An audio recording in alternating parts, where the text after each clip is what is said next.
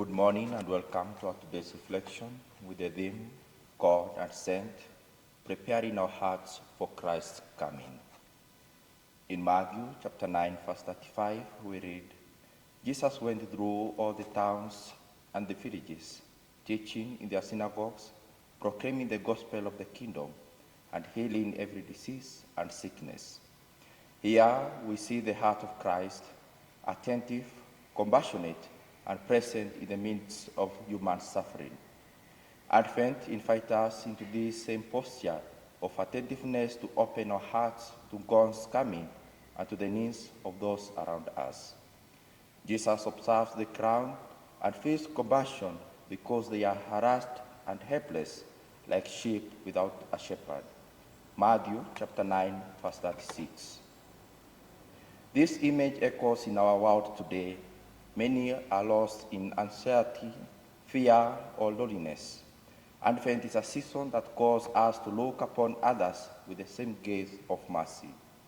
It asks us to prepare our hearts not only for the celebration of Christmas, but for active participation in God's mission, bringing His healing and guidance to the weary. Jesus then says to His disciples, "The harvest is plentiful, but the laborers are few." Matthew chapter 9, verse 37. The coming of Christ is not a distant event. It is a present reality that requires our cooperation. St. Teresa of Calcutta reminds us, not all of us can do great things, but we can do small things with great love.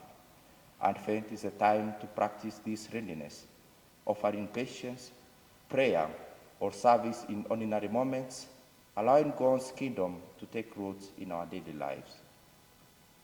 In Matthew chapter 10, verse 1, 5 to 8, we see Jesus calling His 12 disciples and giving them authority of unclean spirit, sending them to the lost sheep of Israel with instructions, "As you go, proclaim this message: the kingdom of heaven has come near. Heal the sick, raise the dead, cleanse the lepers, deliver out demons.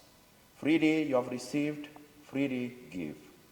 Here, mission and mercy are inseparable. Advent calls us to recognize that God's nearness comes not only in the celebration of Christ's birth, but also in our willingness to embody His presence through acts of love and service. St. Augustine once reflected, "God is always trying to give us good things, but our hands are too full to receive them." Advent invites us to unclutter our hearts, letting go of our pride, fear, and self-interest, to receive Christ fully and to allow His Spirit to work through us. The disciples were ordinary men, yet they were empowered to bring God's healing and liberation. Similarly, God calls each of us, not for perfection, but for willingness. Isaiah prophecy echoes this Advent hope.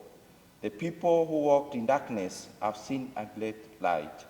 Isaiah chapter 9, verse 2. The light of Christ shines in our darkness and drew us into the darkness of others.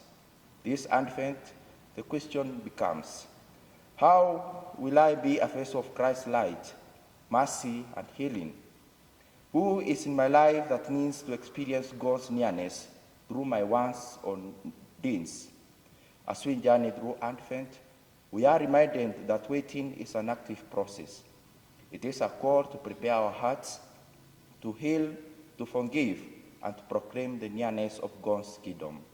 Like the disciples, we are sent into a world hungry of hope, not for grand gestures alone, but with the persistent, compassionate presence of Christ in each moment encounter.